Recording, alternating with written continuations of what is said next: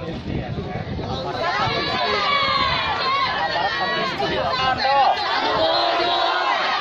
kita tidak bisa masuk, Kita paksa masuk. basah satu, basah semuanya. Kawan-kawan, kawan-kawan.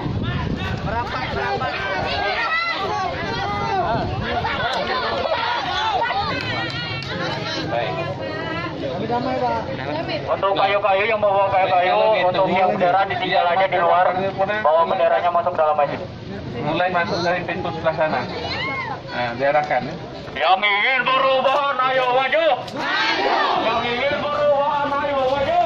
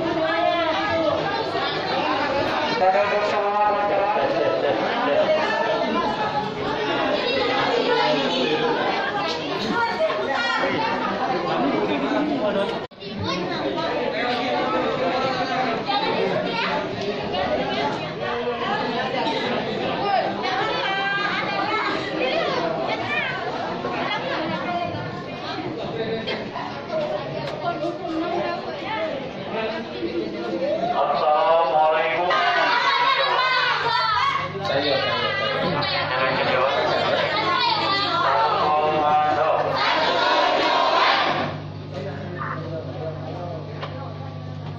Sampai Tuhan yang Maha Esa selalu menyertai kita semua, Bapak atau Ibu yang ada di gedung Dewan Perwakilan Rakyat, agar senantiasa selalu dimampukan untuk membela hak rakyat dan menjalankan amanah rakyat yang dititipkan kepada mereka untuk kemaslahatan masyarakat Indonesia. Dan semoga Tuhan selalu menjaga kita dari bahaya akibat dampak dari pandemi yang masih berlangsung hingga saat ini, dan seluruh buruh mendapat hak pekerjaannya. Amin. Setengah tahun lamanya kondisi kesehatan warga tak kunjung bagus. Namun pemerintahan dan DPR RI semakin rakus. Pembaca undang-undang terus melakukan aksinya. Alhasil mereka berhasil menerapkan kitab di buku sejarah di negeri ini, yaitu mengesahkan aturan RUU Cipta Kerja yang sudah jelas penolakannya dan mengabaikan kesehatan rakyat di tengah pandemi hanya demi materi. Betul kawan-kawan. Alhasil, COVID-19 menjadi jalur karpet merah sekaligus keberkahan untuk bapak atau ibu agar terhindar dari inovasi dan gelombang aspirasi massa. Semoga dengan hal tersebut kami tidak tinggal diam. Pengesahan RUU Cipta Kerja menjadi UU Cipta Kerja di tengah masa pandemi seperti ini yang menimbulkan keresahan dan kegaduhan pada seluruh masyarakat. Dikarenakan berbagai substansi dari draft penyusunan RUU Cipta Kerja yang menimbulkan masalahnya yang antara lain. Yang pertama, minimnya partisipasi publik baik dalam penyusunan maupun kemudian terhadap RUU Cipta Kerja. Padahal dalam teori civil law yang Indonesia anut, bahwasanya sebuah undang-undang dibuat berdasarkan keinginan masyarakat. Dalam hal ini, respon masyarakat yang mana seharusnya partisipasi publik, utamanya pihak-pihak yang terdampak oleh RUU tersebut, harus dijamin keterlibatannya dalam penyusunan hingga kemudian draft dengan mendengarkan pendapat publik. Betul kawan-kawan.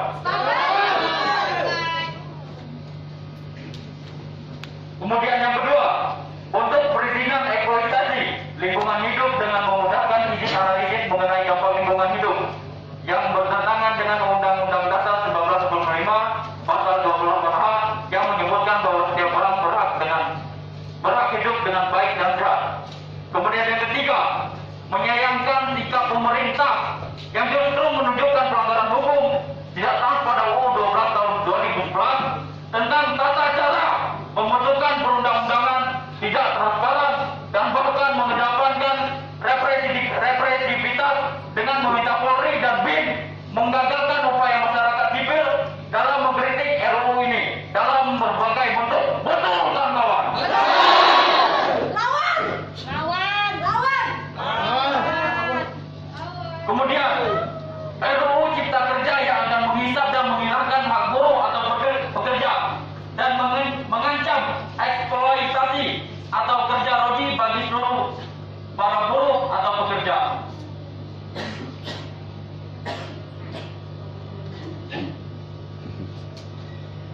Kemudian yang kelima, menolak penyederhanaan izin investasi yang berdampak kerusakan lingkungan sesuai dengan UU Nomor 32 Tahun 2009 tentang perlindungan dan pengelolaan lingkungan hidup.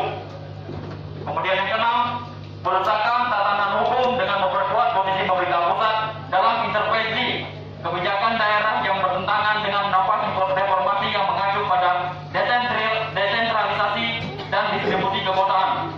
Kemudian yang terakhir, tata cara penyusunan draft RUU Cipta Kerja Omnibus Law yang sudah dicatat dan melanggar berbagai prinsip rule of law dan hak asasi manusia.